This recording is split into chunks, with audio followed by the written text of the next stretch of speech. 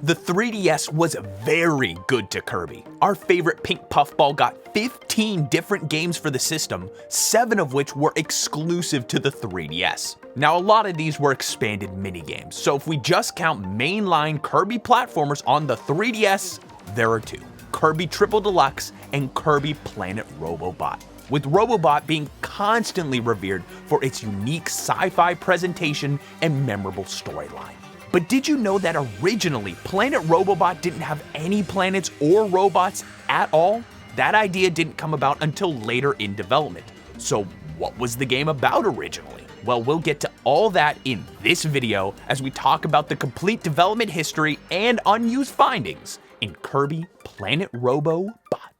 But first, a word from our sponsor, Manta Sleep. If you're like me and you need total darkness to sleep, the Manta Pro Sleep Mask is about to be your new best friend. Not only does it block out all the light thanks to adjustable eye cups, but it also puts zero pressure on the eyes and was designed for side sleepers in mind who have always found traditional eye masks uncomfortable. And if you're watching this in the dead of summer, worried about cooking your face all night, don't be. This mask is made from ultra breathable materials and every part is machine washable. But this is more than just a sleep mask, it's your perfect companion to a midday recharge. Feeling overheated? Swap in the Manta Cool Eye Cups for a refreshing chill. Dealing with dry eyes? The Manta Steam Eye Cups give you steamy relief. Treat yourself to better sleep with Manta Sleep. And if you use promo code Beta64 at checkout, not only do you support the channel, but you also get 10% off your purchase. And the link is in the description too.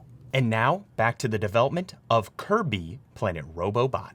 Now, I know this video is supposed to be all about Planet Robobot, but it's still important to talk a bit about Triple Deluxe as well. It's an important part of Robobot's development in a number of ways. So if you've never played Triple Deluxe, let me break it down for you. Kirby is trying to get a good night's rest when all of a sudden a giant dreamstalk lifts his house into the air. And it's up to Kirby to make it through this new fantasy world and save Dreamland. It's pretty much classic Kirby fare, but with a hook. This time he can inhale extremely large objects with his Hypernova ability. Triple Deluxe was announced for the first time in the October 1st, 2013 Nintendo Direct, but it wasn't called Triple Deluxe in the Direct itself. In fact, it wasn't even given a name at all. They just called it the latest side-scrolling Kirby game with no firm release date, just coming 2014. Over in Japan though, Kirby fans were treated to more details, like the name of the game, which was called Kirby Triple Deluxe. I don't know why the name wasn't revealed in the North American Direct. Maybe they just weren't settled on it as the final English name for the game, but that would be interesting if that's the case, because Triple Deluxe was carefully chosen by the development team. At first, they were going to pick a name to reflect the game's theme of adventuring through floating islands, but they decided they wanted to do something a little different since this was the 10th mainline Kirby game. To celebrate that, they wanted to have a name with an X in it for 10. And since this was the first mainline game on the 3DS, they decided to put the word triple in it too. Putting it all together, making the game called Triple Deluxe would not only fulfill all those requirements, but also makes the game's title in short form 3DX. It was perfect, and the name eventually made its way to the West as well as every other region that the game released in. Kirby Triple Deluxe was released in Japan January 11th, 2014 to positive reviews and sold 1.78 million units worldwide a little over a year after release. It was a success, and you know what we should do to celebrate that? Let's make another one! Only a few months after the release of Triple Deluxe, development began on the next mainline Kirby platformer on the 3DS. That would be Kirby Planet Robobot. But before it was all about robots and planets, turns out the original idea was just to make it like Triple Deluxe again and call it Kirby Triple Deluxe 2. So let me explain the plot of Robobot back when it was called Kirby Triple Deluxe 2. Basically, the sky opens up and a bunch of new enemies fall out of it that enhance the Hypernova ability. And that's pretty much it. As you could tell from the name, it was basically gonna be Kirby Triple Deluxe again. Many people on the team did not like this. They felt the need to break free from that same old plot, and the game's producer decided to take a stand. He told the team that they had to make this new game actually feel new and avoid any feelings of deja vu that people could have for Triple Deluxe. And that was going to be very, very hard to do. Shinya Kumazaki was the director of Triple Deluxe, and was still acting as director for this new Kirby game. And while yes, he had also gotten a feeling of deja vu, calling it Triple Deluxe 2, but the producer's decision to avoid any situation that might remind players of Triple Deluxe, well, that was going to be an absolute nightmare to actually put into practice. Think about it. Both Triple Deluxe and this new game were going to be platformers, both of which featuring Kirby, and both of them were being made for the Nintendo 3DS. Can't forget that this new game was also going to be using both Triple Deluxe engine and its game assets too, while running on limited development time of less than 2 years. Did I mention they were also going to be developing DDD's Drum Dash Deluxe at the exact same time too? As I said, it was a nightmare trying to make this game feel fresh and new, but still preserving that distinct Kirby feel. So, to make things easier, the team decided that they were just gonna scrap what story ideas they had so far and completely change the game's world. They needed to make this new game the polar opposite of Triple Deluxe's warm skies and beautiful lush scenery. And what better way to do that than to put Kirby in a cold, metallic world filled with machines to fight a giant mega corporation. And that's exactly the direction they took with the new game. Here's one of the first pieces of concept art that was drawn up of this new world. Dark, completely made of metal, and quite foreboding. Oh, and that see-through floating thing behind Kirby? Yeah, that was something the team considered putting in the game before the idea of the Robobot armor. Maybe this guy was like a robot friend meant to help out Kirby, but that's all just speculation. The team didn't want to stop with just altering the world though. They also wanted to change the gameplay on a deeper level too, by making this new game more action-oriented than previous entries in the series. And that is where the idea of Robobot armor came from. This would completely replace the Hypernova ability and any other ideas they had before, like that floating guy from the concept art, as well as a drilling machine, dragon, and a whole lot more. Now in the final game, there's only one set of Robobot armor. Sure, you can transform it with some copy abilities, but it is just one suit of armor. But that was not the original idea. At first, there were 5 planned types of armor that Kirby could use, called powered armor. There was the jet aircraft type, gear type, multi-legged gun turret type, spanner type, and driver type.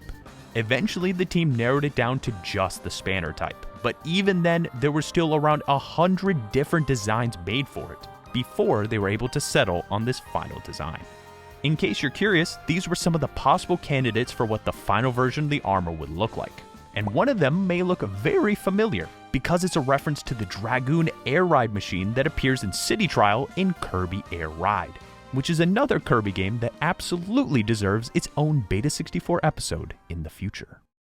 Now, as I said before, in the final game, Kirby's Robobot armor can transform with certain copy abilities, but that was not the initial plan.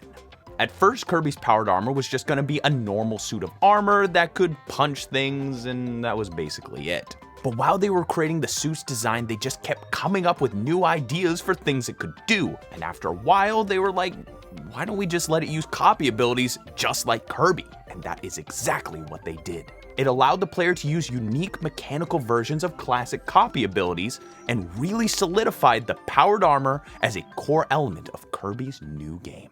And since we're on the topic of copy abilities, in addition to scrapping the cute foresty atmosphere from Triple Deluxe, they also decided to scrap some of the copy abilities featured in that game, because they just didn't feel right to include in a cold mechanical world.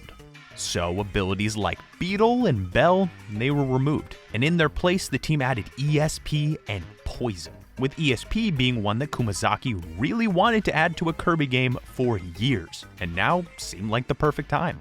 But it wasn't just new copy abilities that got the spotlight for their futuristic nature. The team also wanted to add in some older abilities that had long been absent from the series, like Jet and Mirror.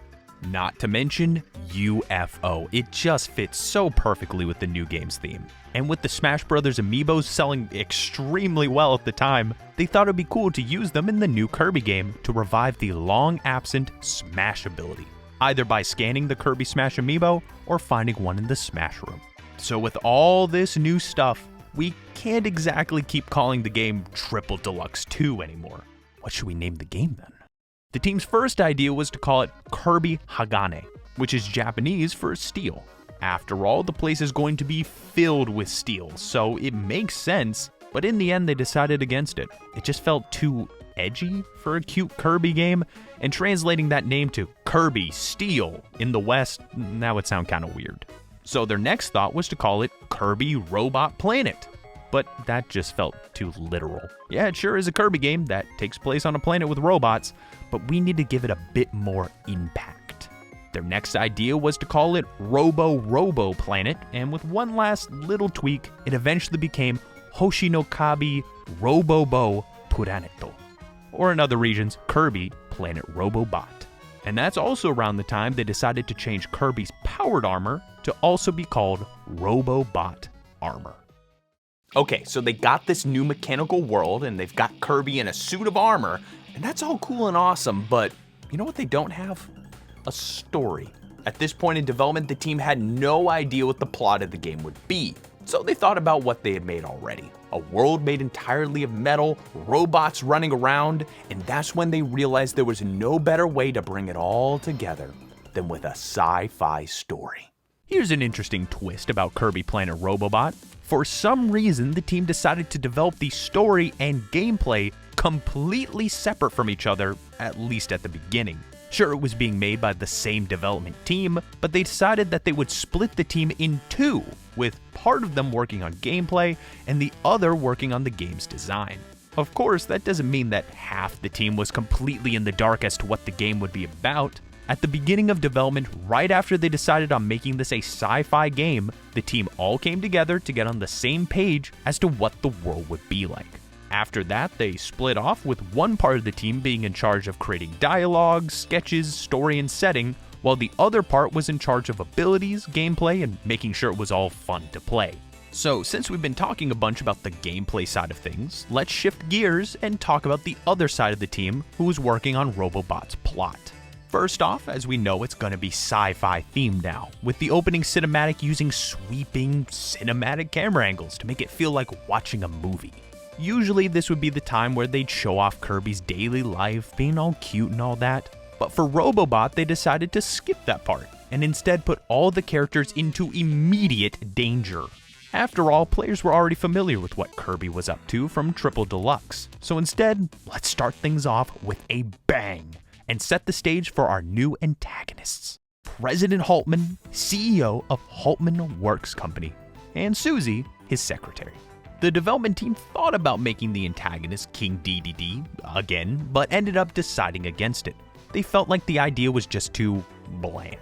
I mean, they had just made new villains for Deluxe, so it would be kinda strange not to do it again with such a dramatic world shift. Still, they weren't going to make him completely absent. They decided to include him as a clone for Susie to unleash on the player in the final game. Originally though, her name actually wasn't Susie. Kumazaki just wanted her character to use a real name, particularly one that was used overseas. Some of the names that were considered were Beatrice and Melissa, but Susie was ultimately chosen because it sounds like Suji, which is the Japanese word for digit or numeral. Sounds pretty sci-fi to me. There were several pieces of concept art uploaded of Susie to Nintendo's official website for Robobot in Japan. You can tell there was a lot of trial and error while attempting to create an alien superhuman that was also super cute. They tried lots of options, even at one point making her into a cat-like creature, but they eventually settled for this design, with her signature golden hair ornament with an H written on it, which you can't actually see on her model. You'd only know that if you read this blurb on the official website, where it lists it as her treasured possession. But it is more than that. It's an important clue to the overarching story of the game. In case you're unaware, or maybe just confused about Planet Robobot's plot, let me give you a quick rundown. First off, Susie is the daughter of President Haltman. That was a big reveal towards the end of the game, and it's why that hair ornament with an H on it is her most treasured possession. Now, before the events of Planet Robobot, she and her father were working on a machine known as Stardream, but doing so accidentally sent her to another dimension where she stayed for a very long time. When she finally returned to her dimension, she found her father had lost much of his memory due to his use of Stardream. That's where the events of Robobot begin, but the big reveal of Susie being the president's daughter was not the original plan. Here are some alternative endings that were considered by the team but were ultimately scrapped. One ending was that they would just not reveal her identity at all, or maybe just reveal it slowly through small hints after you sink a lot of time into the game, effectively just having little or no plot twist. You can see why they didn't go for that. Another option they had was to make Susie an actual robot, which Haltman made out of sheer loneliness of losing his daughter. Later on in the game, she would discover that she wasn't human, and it would be just this whole thing. But they scrapped that idea because the story was already getting pretty complicated enough. Kumazaki also considered making the plot twist that Haltman was actually a robot this whole time, but to me that doesn't really feel like much of a twist. In my opinion, the plot they went with was a good fit, though I'll admit, a lot of it isn't explained in the game. It was revealed later, on Miiverse, in a series of ask-a-thons. That's how we know where the memory loss came from and a bunch of other plot points about Haltman and Susie. Now, we can't talk about her without, of course, mentioning Susie's song. A song so catchy that it was added into Joy Sound for karaoke sing-alongs. The official name for the song is The Noble Haltman, and it plays throughout the entire game, with you unlocking its lyrics over the playthrough, and it's not until 100% completion that you get to hear it all. Kumazaki wanted to include the song to show off the corporate side of Haltman Works Company, and asked Hirokazu Ando to compose it. And guess what? Nintendo actually uploaded some prototype versions of this track to the official Robobot website. The first version sounds a bit more upbeat and jazzy, with electronic synth instruments giving it a much different feel from the final version.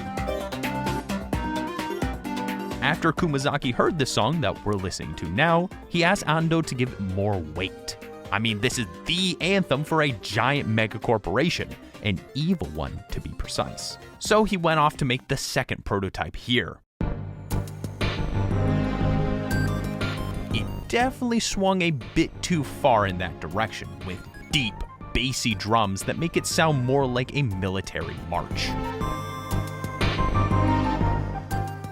Kumazaki thought that Ando should add in a bit more mystery to the tune, so that way it sounds like it's coming from an unknown invader. And so this third prototype here was made adding in some pew-pew kind of instruments to get that otherworldly feeling across. From there, it was just some minor tweaks before we got the final version of the song.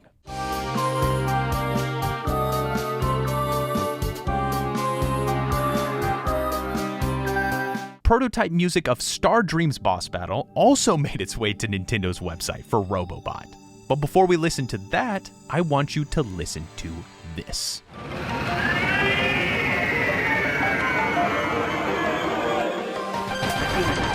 That there was First Cry of a Newborn Star, and it's the sound that plays at the start of the third phase of the boss battle.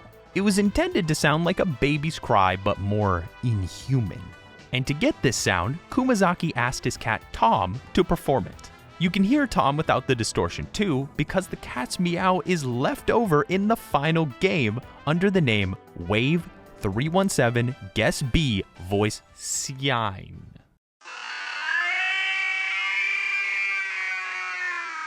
After this sound plays, the song we get next is Vagrant Counting Song of Retrospection. And, as I said before, we've got several prototypes to listen to. This first prototype playing here was created to capture the theme of existence beyond human knowledge of the galaxy.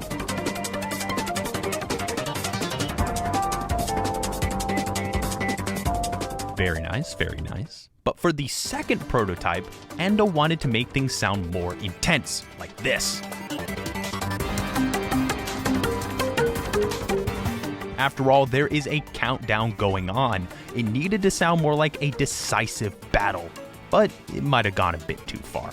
Having such an intense theme throughout the entire battle wasn't exactly what they were looking for. So to improve this, Ando added some quiet bits to the song that happen after intense sections, which you can hear in this third prototype of the song. This style here of intense sections followed by quiet bits was kept in the final version of the song too, and part of the reason I feel that it's just so iconic.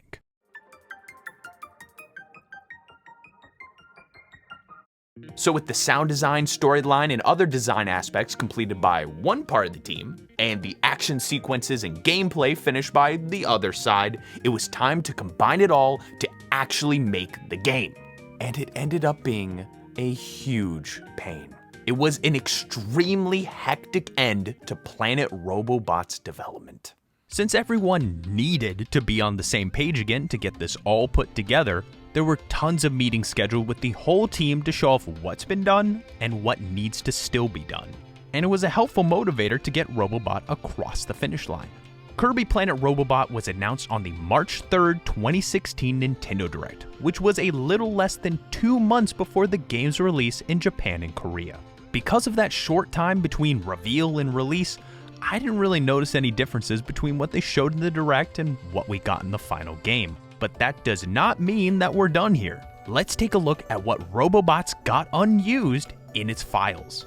And we'll start it all off with some unused scene data. Now we only have the file names for these scenes, so there's not really much we can actually see, but what they reference in relation to Kirby's Robobot armor is very interesting.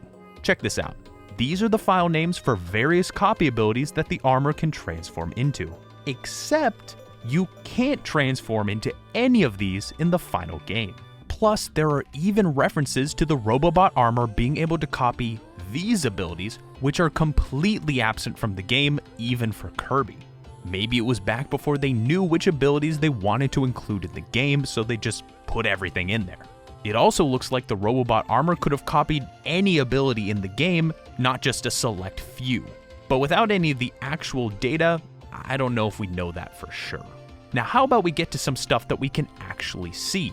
First, there are a couple of unused items left over from Triple Deluxe, like the helmet cannon and the timer dynamite, which can both be put into the game and are still fully functional. Makes sense that they'd still work, seeing as this is all running on the Triple Deluxe engine. There are also some unused enemy animations in the game too that are technically fully functional, but they don't look quite right. It's obvious why. These were only test animations. They were not intended to be put in the actual game. We've got Dekaboo opening and closing their mouth. Then there's Alec just kind of pulsing or something. And we can't forget about Waddle Dee, who is, well, I'm not exactly sure what they're doing, but they look happy doing it. Now, there is one more animation that I definitely want to take a look at. It's super interesting because it's an unused animation possibly left over from the canceled Kirby game for the GameCube. In case you didn't know, there was a Kirby platformer for the GameCube that was planned to release in 2003, around the time Kirby Air Ride was released. But unlike Kirby Air Ride, this GameCube platformer did not make it to release. Eventually, the project led to the creation of Kirby's Return to Dreamland, but it was not the same game. For one thing, the GameCube game featured helpers, like in Kirby Superstar. And since the GameCube game didn't make it to release, they didn't end up using this idea for helpers until Kirby Star Allies. Now, I say all this because left over in Planet Robobot, there is an unused swimming animation for King Doo called Top L_swim helper, which features them swimming. Now, when you fight King Doo in Robobot, there is absolutely no water nearby, and they are definitely not acting as a helper either. So instead of it being a planned animation for Planet Robobot, it's highly likely that this animation is left over from the Kirby for GameCube game, which not only featured Waddle Doo as a helper, but also had plenty of levels that required you and your helpers to swim through. So that's the development of Kirby Planet Robobot, from a happy fantasy adventure to a tragic sci-fi story. That complete 180 ended up being a good call. Sure, it's not the highest selling entry in the series, but it's a game that people keep coming back to and keep recommending to others. Kumazaki hoped that this dramatically different setting would end up attracting a new audience and show them what makes Kirby so great. And I feel like they did a fantastic job doing just that. Hey everybody, appreciate you watching to the end of the video. Hope you enjoyed it. If you want to see more Beta64 in the future, consider supporting me over on Patreon. Not only can you get your name on the end card here for future videos, but you also get new exclusive content every single week over there, and that includes a behind the scenes video on this video. Thanks for watching.